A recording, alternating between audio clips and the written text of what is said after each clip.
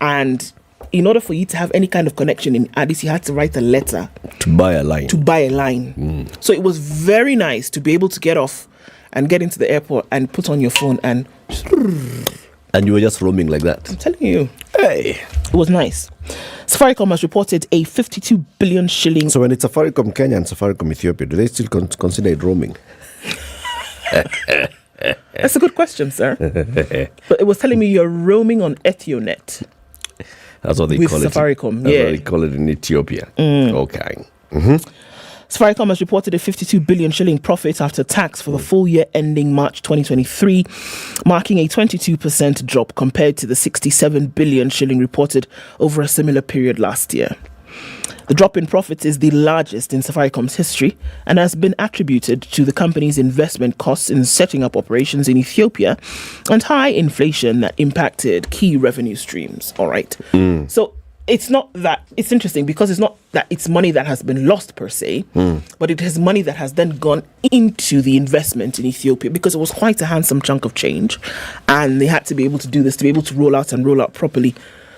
So the money is still playing within the Safaricom family, but what you would normally see as it just being profit has, dropped significantly. The revenues have gone up. The revenues have gone up indeed. In the year. Yes. Yeesh. As in, you operate a company that makes 310 billion shillings in revenue. 310 billion shillings in a 4.3% increase from last year. 310 billion shillings in revenue means what? It means you've called, you've sent messages, you've bought data. You've sent M-Pesa, you've used the service to do pay, bill, buy, whatever. Say shamba wameuza. No. It is you. It is you. 310 billion shillings. How many subscribers are we talking about?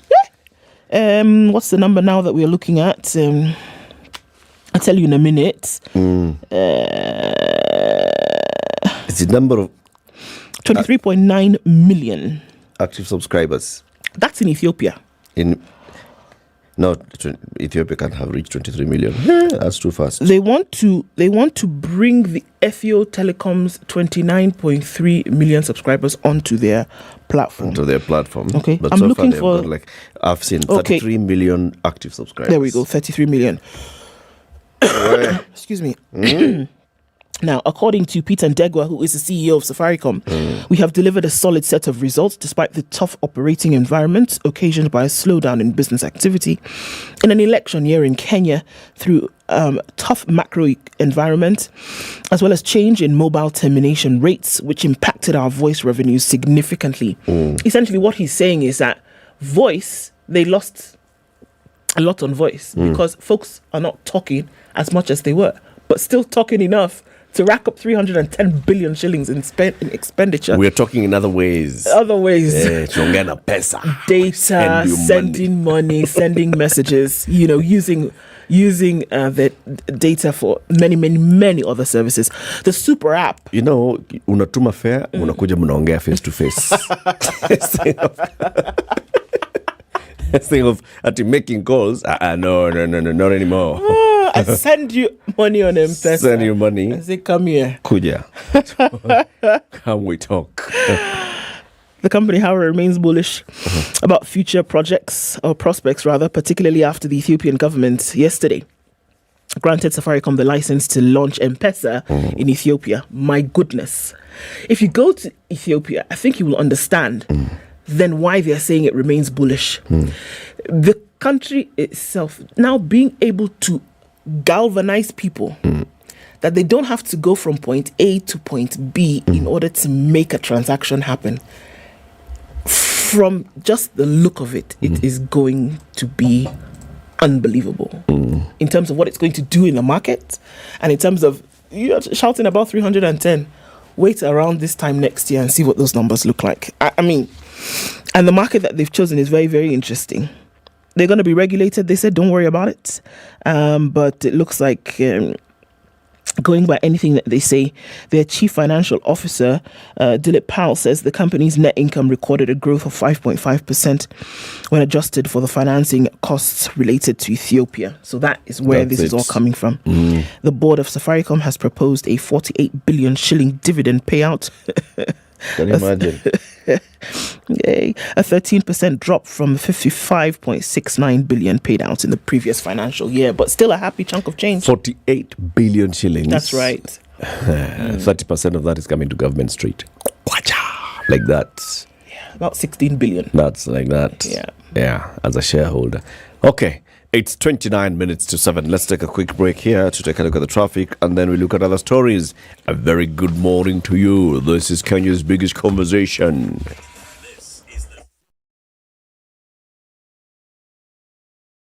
This is the Situation Room, the only way to start your day.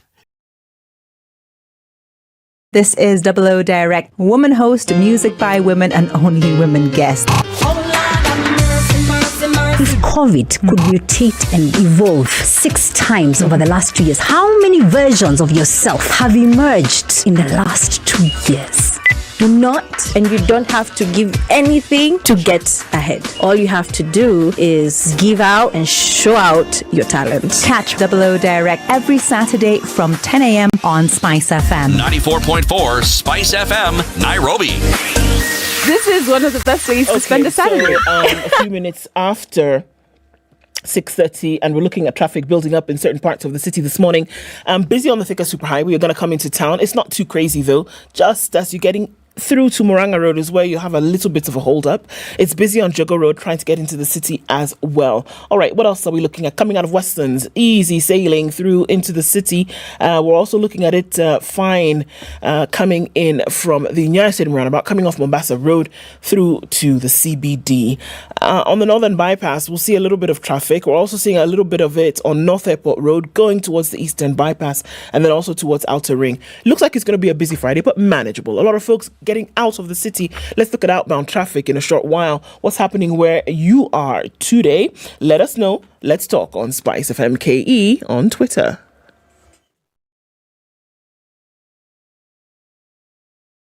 Spice and everything nice. All right. Spice FM. Spice up your life. Mature, intelligent talk every morning. Spice up yourself.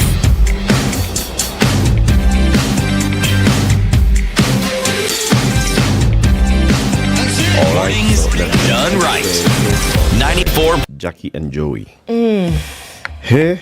So it's going on. So there are 2 stories in the Standard today. One on Joey, the other one on Jackie. So let's start with which one? Joey. All right. Joseph Irongo, alias Joey, has admitted that he lied that he had been shot by thugs to cover up his gunshot wounds.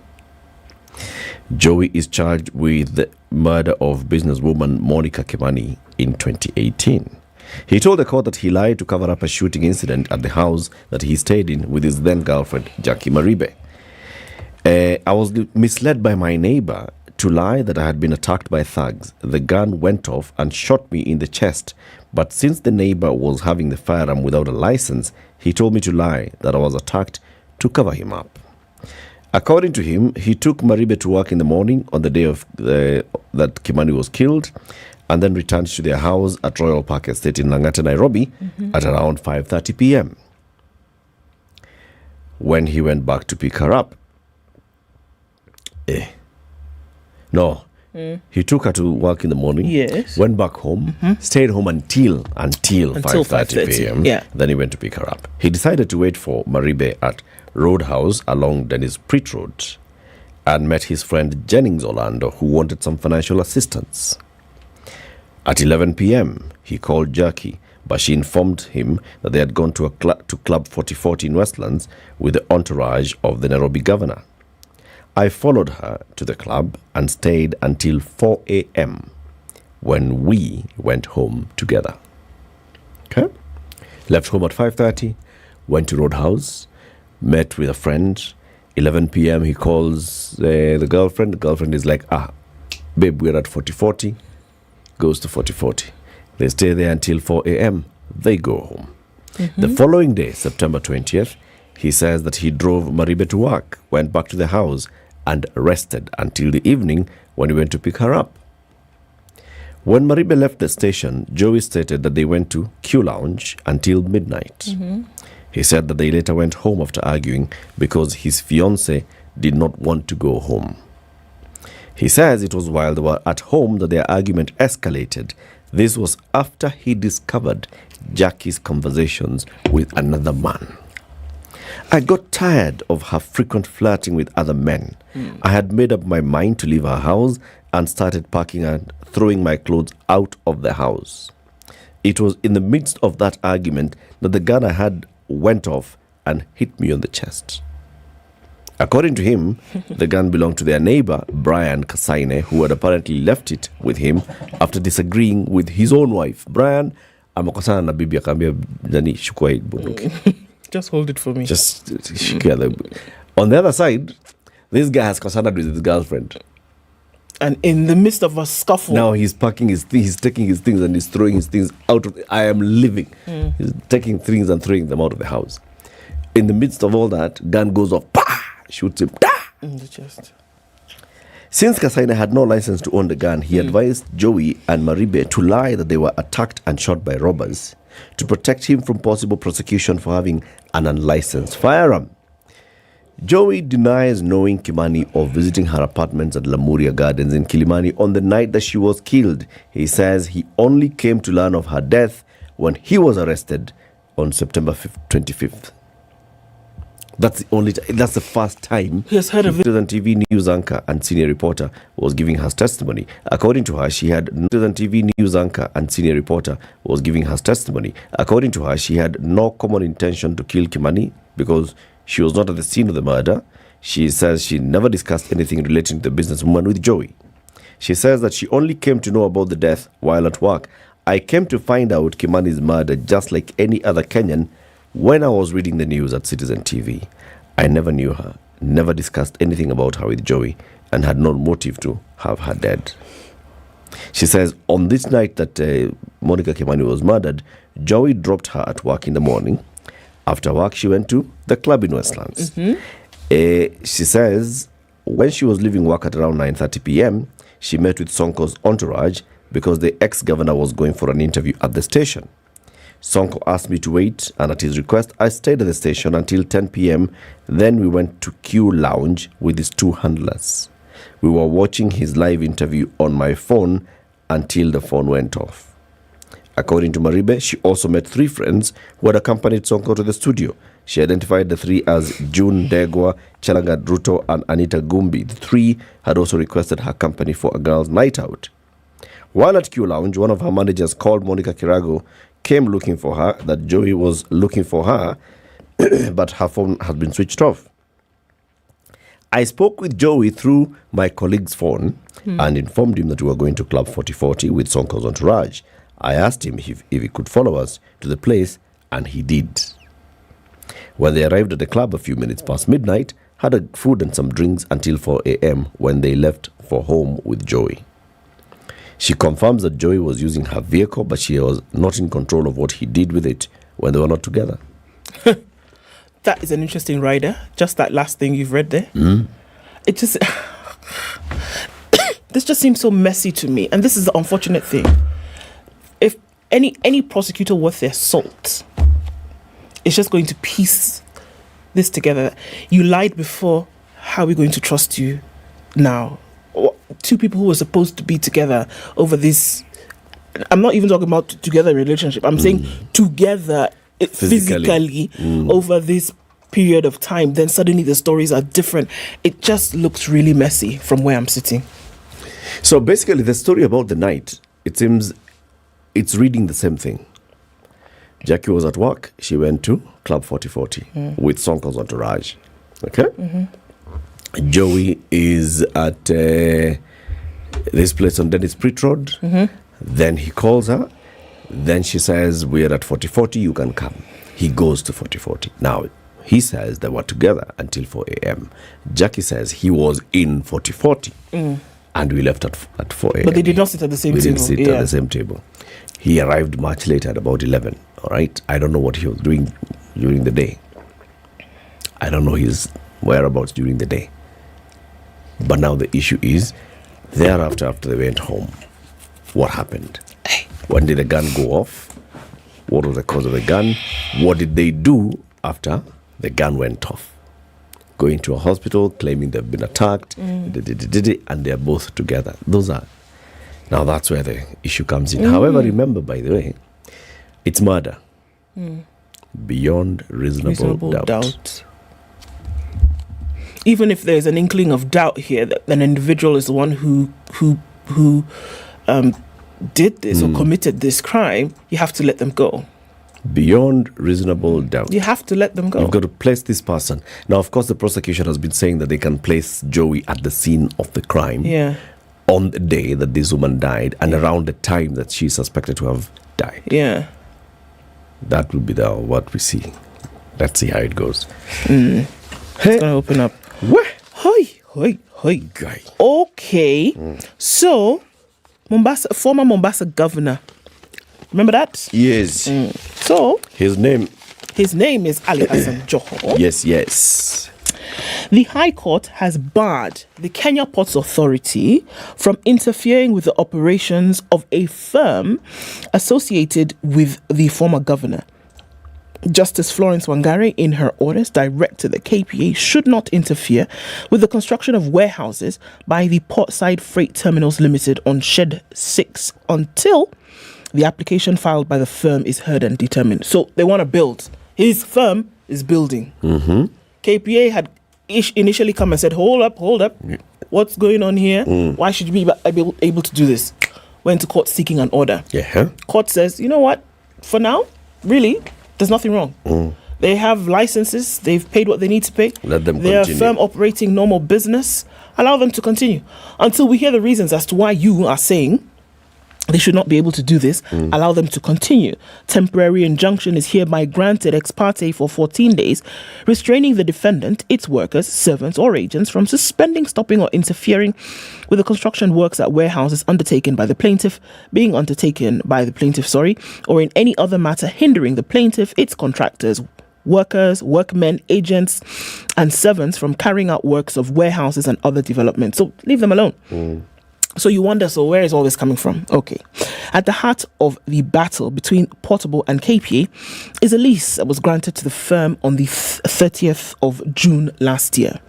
The deal between the agency and the firm is to last for a period of 20 years. KPA leased 5, which is 100,000 square feet, and Shed 6, which is 70,000 square feet, in a lease that was to start from the 1st of July 2022.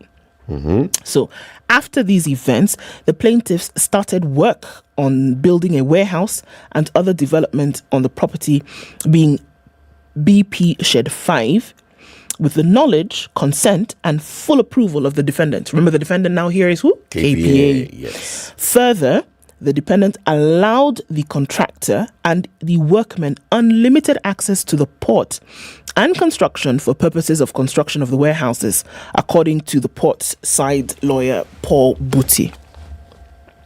According to Portside, the agreement further says in case any party is aggrieved, the arising dispute should be resolved through arbitration within 21. It now accuses the authority of turning around without notice or availing itself of negotiations or arbitration. According to the court record, Portside had suggested Simon Salit Malonza, as the arbitrator. Nevertheless, it suggested to KPA to suggest its own arbitrator if it was not comfortable with Siali. So on the 3rd of March this year, the defendant wrote to the plaintiff, informing it to suspend the ongoing developments for the next 30 days as the lease at hand had culminated into the development and it was being reviewed. The proceedings were therefore purely for the grant of such interim measures as ordained by the law cited. The judge said, no. If you guys have an issue, let's determine that now that you've brought it to court. Because essentially, they should have been arbitration. What's the issue? I don't understand why they're even going. What's the dispute? That's the thing. We're looking as to what the dispute is. And according to Portside, they also want to know what the problem is. All they were told is to just stop in the meantime while they went over some issues. lease granted, you've started jangaing, then now they want to come and say, hold on. The reasons as to why, it's possible that Portside knows exactly what this is, but it's not coming out in the open just yet. Of course, they know. And you'll find there's some politics involved here. I mean, remember, this is June last year that this whole deal is taking place. June 30th, 2022. All right? So basically, we're talking about June 30th at the height of political campaigns. This is June 30th at the height of, this is even after Ali Hassan Joho has been announced that should Azimio win, he will be the lands minister. This is, all those things are happening, okay? He's a sitting governor, he's a future lands minister, and all those things. Gets a deal. There's a lot that's happening here, man. And now none of that. And now none of that is taking place. Maybe there's a hand of politics here in all this. Or maybe there's something more. Indeed. Courts will determine what I honor. Sonko, on the other hand, the former governor of Nairobi, at this time around June, he wanted to be the governor of Nairobi. Mombasa. Mombasa. Then the Supreme Court locked him out of the Mombasa governor contest. Sonko went to court, to the High Court. He did. He said he's suing the Supreme Court and he wants the Supreme Court to pay him 50 million shillings compensation. I'm sorry, but why do I find that so humorous? But anyway. Now, the High Court has struck out that petition by Sonko, seeking 50 million shillings compensation from the Supreme Court for locking him out. In the petition, Sonko sued the Supreme Court for unfair conduct born out of partiality, lack of independence, and procedural injustice. Okay. That he claimed cost him the Mombasa governor seat and the loss of campaign funds. I have spent money, Bwana. Yesterday, Justice Olga Sewe allowed a preliminary objection raised by the Attorney General, who said the jurisdiction of the High Court was erroneously evoked. The judge said her court has no jurisdiction to determine the petition that ought to have been a judicial review rather than a constitutional petition. So this is a matter that falls outside this court's jurisdiction. It's more of a judicial review. In light of the forementioned and the foregoing, I find merit in the preliminary objection. The judge, however, said the High Court has powers to interrogate superior courts, including the Supreme Court, in instances where there is an infringement of constitutional rights. Sonko is arguing that his right to be heard was irredeemably betrayed by the apex court, not only due to considerations that were extraneous, but manifest bias against him. He also decries the loss of campaign funds that were directly contributed by him in an attempt to vie for the governor's seat. That's why he went to court and said, Supreme Court, you denied me in my right. So pay me. You owe me 50 million shillings. You're a person of in your quarter to evil. Did the High Court say it's hot air? Well, the High Court? Yeah. No, the High Court has actually received a preliminary objection from the Attorney General, who says, excuse me, Judge, this matter, is it a judicial review or is it a constitutional application? Okay? And the judge has said, this is a judicial review. So in light of that, go and file a judicial review. Here because you are asking us to review the decision of the apex court, we can do that, but if we see constitutional issues, so file it as a constitutional issue. It's the way you've done it. So for now, take a back seat kidogo, tutakuita. In what alternate mad world do you think that the Supreme Court would acquiesce to all of this and say, actually, you know what? We denied you an opportunity, so here's 50 million shillings. A lower court can find constitutional issues. That's what I'm saying. I mean, it would be out of this stratosphere, but hey. Be an interesting one. I'm telling you, very, very interesting. Look for one more. So, Ruto defends housing levy on workers, says it's part of savings. So, people are making noise all the time, making noise. Saying, it's your tax. No, we're not taxing you. We're not taking it. It's you. You are saving. It's your money. You can access it after 7 years. Come for it. Take it. Or buy a house. Or do whatever. Yeah. Send your children to school. President William Ruto. Now, idea na mwone. Yeah. President William Ruto has defended the 3% deduction on employees' pay for housing scheme, saying the contributions to individual savings towards owning decent homes. I mean, does it get better than that? Yeah. Why are you complaining? And I'm doing something good for you. He scoffed at politicians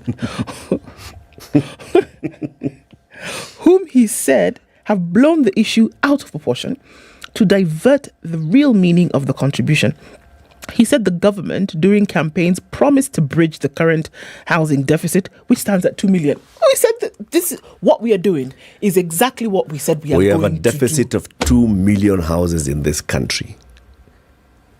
And now that's why you say Mimi everywhere. niko na nyumba yangu, State House. Yeah, niko na nyumba yangu. Sasa Hata mkiteta nitaenda kulala huko. nawasaidia mpate nyumba. Kenyans. Can I tell you what else he said? Yeah. I want to be clear here. I quote, "This is not a tax, but a collective contribution between the employee and the employer. Yeah. This is not a new project. We were part of the plan as we campaigned last year to provide decent and affordable housing to our people." So, where he was saying these things yesterday, they were actually laying foundation stone for Bellevue Park Residences affordable housing project. Yes. Can you see here, digging the thing? This is why we are We're here. going to take that money, use it to build the houses, Things like this. and then now you can apply and own a home. I make it nice. And in 7 years' time, if you come and now you don't want a house, you can take your money. And do something else with it. So now all of you are just here making The noise. only saying, issue is not saying in 7 years you'll take seventh. If you have contributed 700,000 shillings, we'll give you 700,000 shillings. Interest onge, depreciation onge. Nothing. We're just taking your money now to give it to you later. Don't Yes. ask me those questions of how much will you give me on top. Bam, bam, bam, bam. We're not dealing with those kind of things. He said, this is a situation where you contribute 3% and we give you back 3%.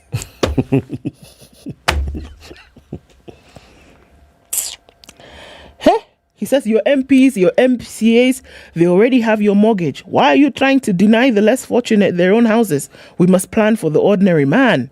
He said the houses which will be constructed by the LAP Fund are targeting 80% of the middle class market and high-end population will go at 2.5 million. He said the Kenya Kwanza government, in partnership with the LAP Fund, will ensure millions of Kenyans living in informal settlements own houses despite their meager pay. I'm doing this for Kenya. So people are here politicizing it, talking about how I'm trying to make people. No. Please understand. It's for time. Ni bure kabisa. And at the end of the day, you'll have your money back and we'll have houses. Couldn't get better than that, man. If you don't get it, forget about it. Yeah. Okay, just bring the money. You are like, utaelewa tukiendelea. Baringo governor is called Benjamin Cheboy.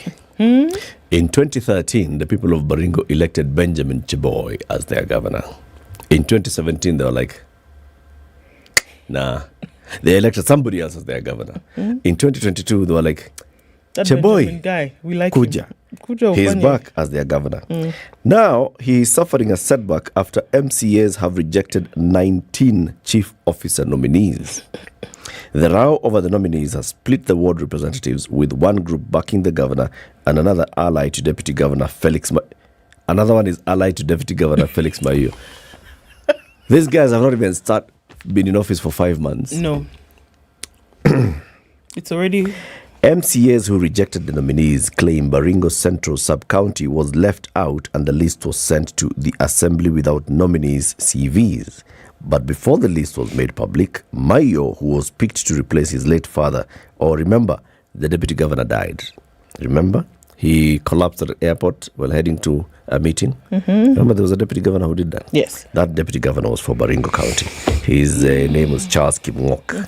Now, the people of Baringo told Mr. Cheboy, chukua kichana yake, akuwe deputy.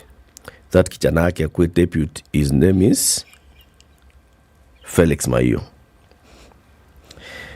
Now, Maio, who was picked to replace his late father Charles Kipngok as the deputy governor, posted in a WhatsApp group his father's photo with a caption lamenting how he had let his father down and sought forgiveness.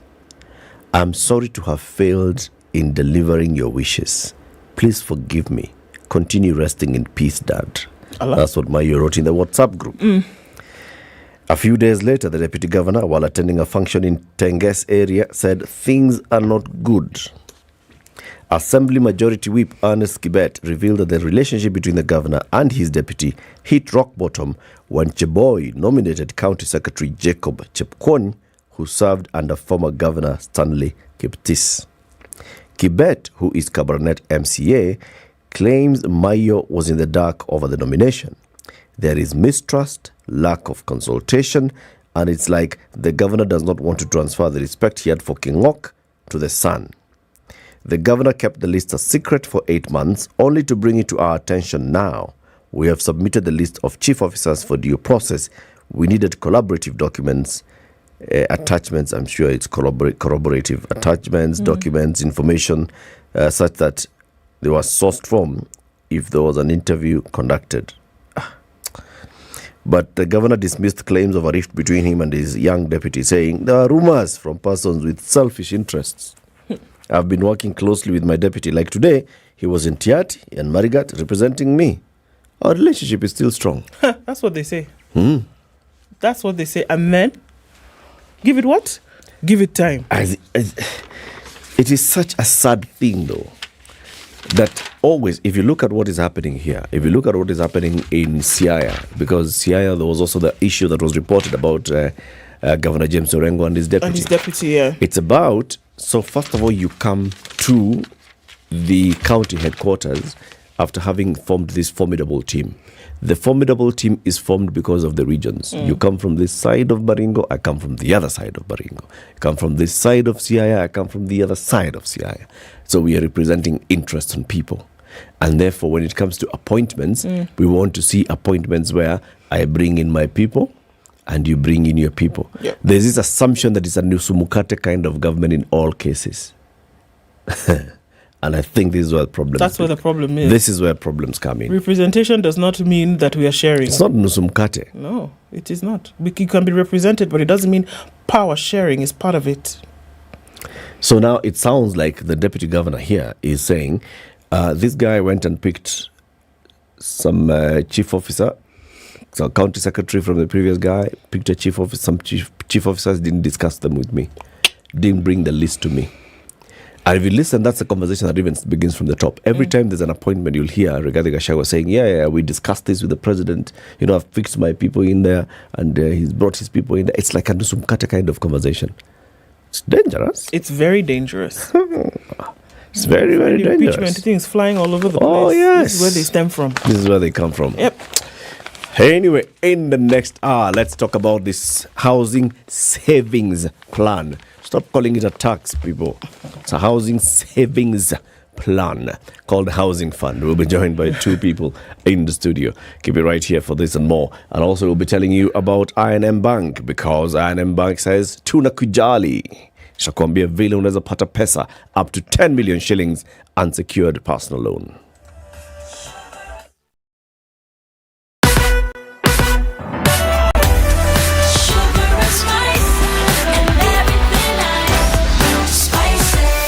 Spice up your life.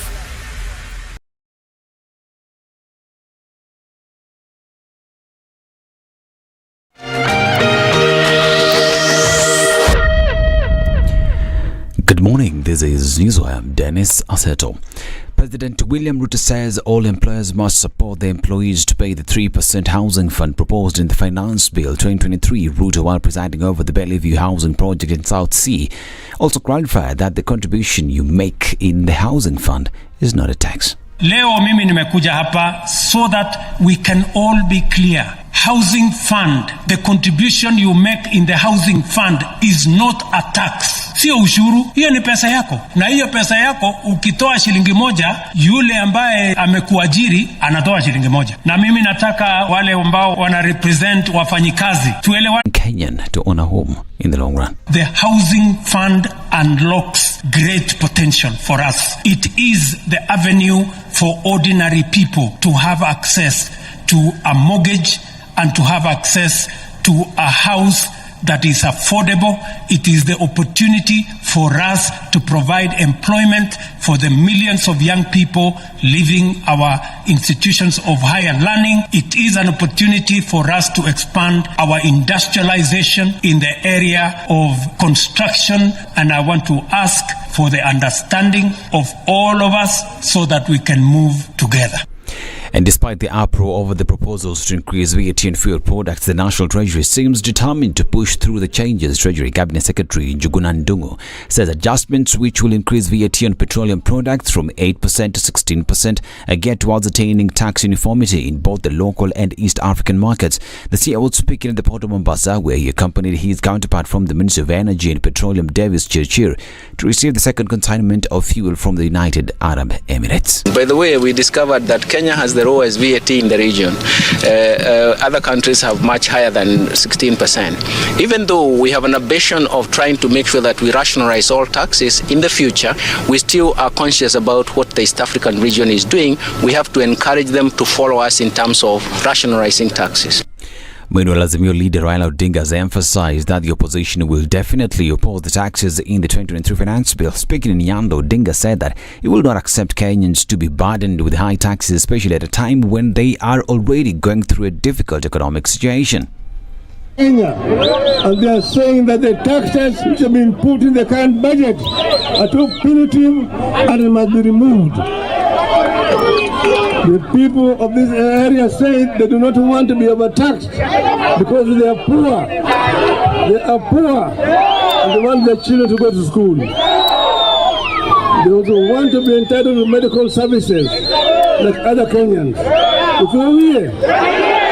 His statement has been backed by MPs including Jared Okello and Diaz Nyakach counterpart Aduma Owuor. Ruto has presented a bill in Parliament called Finance Bill, whose objective is to fleece innocent workers. You cannot have a government that wants to take 60% of people's pay, thereby remaining with only 40% to run their own affairs. That is unacceptable. As Parliament and as Azimio, we want to put it quite categorically here today that we shall not accept such a bill to see the light of the day. They have threatened to publish the names of those who will support the proposals and those who will oppose it. And MPs who will vote for that bill, we are going to catalog their names, publish them in all dailies, so that people can see who is not on the right side of our political history. We are not going to accept that. And we shall equally publish names of those who will vote against that bill, so that Kenyans can know those who are aligned to their plight and their objectives. And as the debate over the Finance Bill 2023 continues to gain momentum, a section of Kenyans have taken issue with its proposal to double the VAT on petroleum products from the current 8% to 16% in a bid to raise revenue. This is Newswire. I'm Dennis Aseto. Good morning.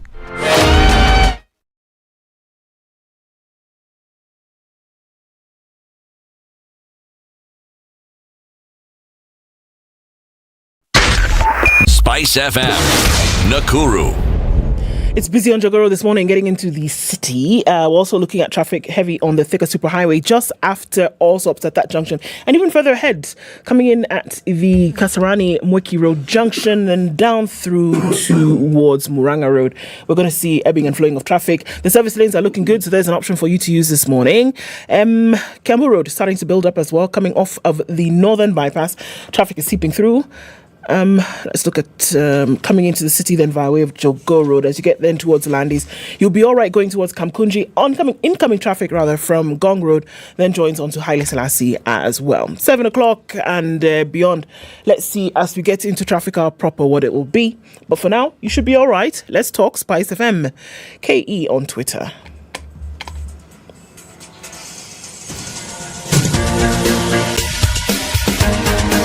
This is The Situation Room, the home of hard-hitting political commentary and penetrating insights about the state of the nation. This is a talk radio experience like no other. The Situation Room, a place for hard truths, debates, and elevated conversations. The Situation Room, witty, political, engaging, deep, controversial. In the room, we have C.T. Muga, researcher, academic, seasoned political observer, a fountain of wisdom in these politically uncertain times. Ndu Oko, Nigerian by birth, Kenyan by choice, communications expert, Pan-Africanist, a truth seeker and believer in people power, and Eric Latin, agent provocateur, the man in the chair, seasoned journalist, news hound, a man who believes in punching up, not down.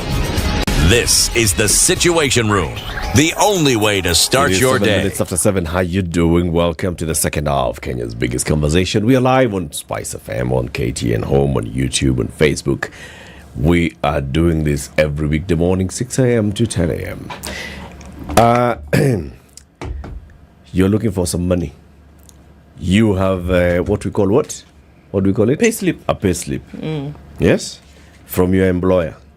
Whether your employer is government, whether it's county government, national government, parastatal, whether it's a corporate institution like Standard Group or Safaricom that has made a lot of money, or whichever, or you work for an MSME like Zaza Digital of Eric Latif, who has one employee, or wherever. Did you say who has one employee? Yes, called Eric. Or wherever you work. And you're looking for some money and you're thinking, you know what, I have a project I'm doing, whatever you want to do with your money, whether you want to buy a car, buy it's home improvement, it's an investment somewhere, whatever you want to do and you're thinking of money. I&M Bank, we're offering you the best, the highest, the largest unsecured personal loan in the country, up to 10 million shillings with a tenure of up to how long? Imagine 8 years. 8 years. 96 months. All those. Yeah. So they're just saying, come to us, come to any I&M bank countrywide, come with a pay slip, an introduction letter from your employer, and we'll look at you, assess how much you need, how much you can, we think you can afford to pay back, and then we tell you, so we can give you up to this amount. And if you have a loan from another commercial institution, and you're thinking, oh my goodness, I've hit the limit with us, our bank, you can go to I&M and tell them, you know, I have a loan with Bank X. What happens? They say, we can buy that off. And you start the tenure from zero. From the beginning. Yes. Maybe you are just on the 46th month. You are just about to finish that other loan. Go. Zero rate. They loan government. Oh, yes. Do you have a pay slip? No. Can they loan the government itself? The government itself. Government of Kenya. Oh, well. Okay. Does the government have a pay slip? If the government can go to I&M Bank and present a pay slip and an introduction from the government's employer, it can be sorted. Short of that, pia wao wajisort pia kidogo, kuna shida kidogo. Anyway, walk into I&M Bank countrywide and talk to them, or you can call them on 0719 088 000. That's 0719 088 000. Peterson Washira is the man who's asking whether the government can be lent some money by I&M Bank. He is the national chairman of the Kenya Union of Clinical Officers. Good morning, Peterson. Good morning. Karibu sana. Thanks a lot. There's an issue with that mic. Wacha. Unajua Ednah amekuja hapa kacheza na hiyo mic. Wacha Ndu asort kidogo. As he does, as Ndu is doing that, let me tell you the day's proverb. So, today's proverb. It is a Somali proverb. A man who has eaten something becomes shy. A man who has eaten something becomes shy. Do you understand that proverb, Peterson?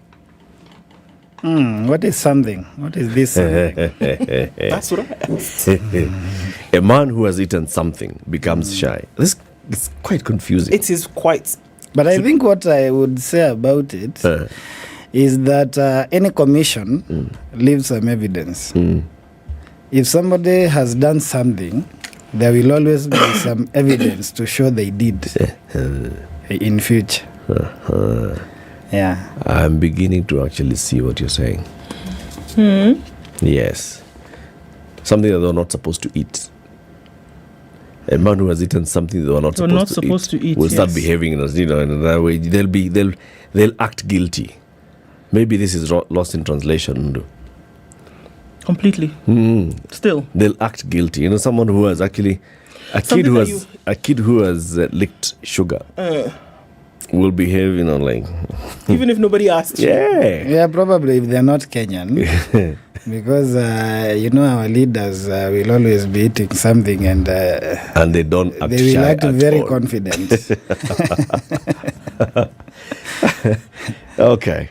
Peterson, you just walked in and we invited you here so we can talk about what the unions are complaining about, yours being one of them, which is the content of the finance bill. Yes.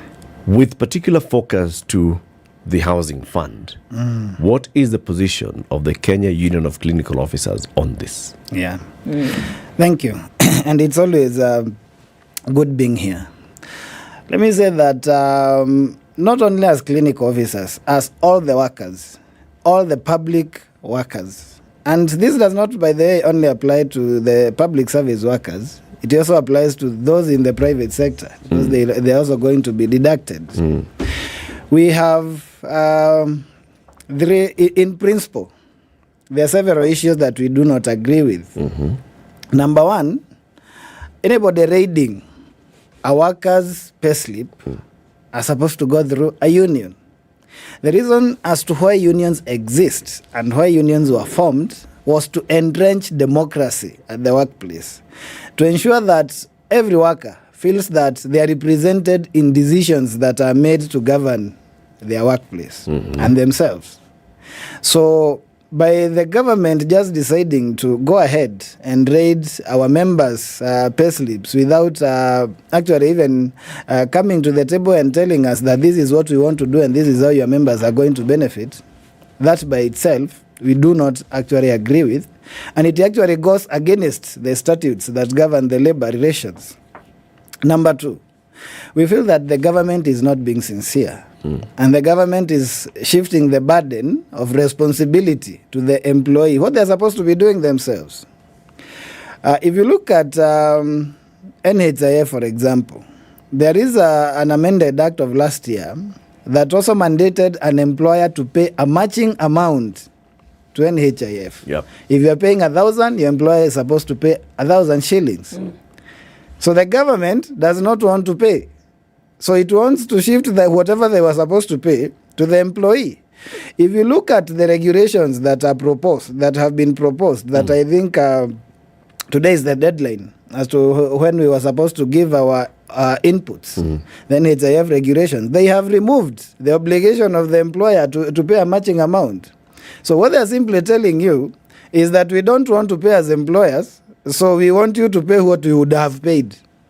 And that is why they're increasing NHIF. Explain that. This is about NHIF. NHIF. In the amended act, it provides that the employer shall pay a matching amount. Yes. If you are deducted 1,500, your employer also pays for you 1,500. Yes. In the regulations that are now supposed to operationalize that act, whatever now they are going to use at the NHIF, they have conveniently omitted that part. And for the employer contribution. Yes, they have provided for what is the obligation of the employer and NHIF, but that has been omitted so that they do not pay a matching amount. And that is why now they're increasing the employees so that now they can get the equal amount of funds they would have gotten without subjecting the employer to pay the same. What have they increased?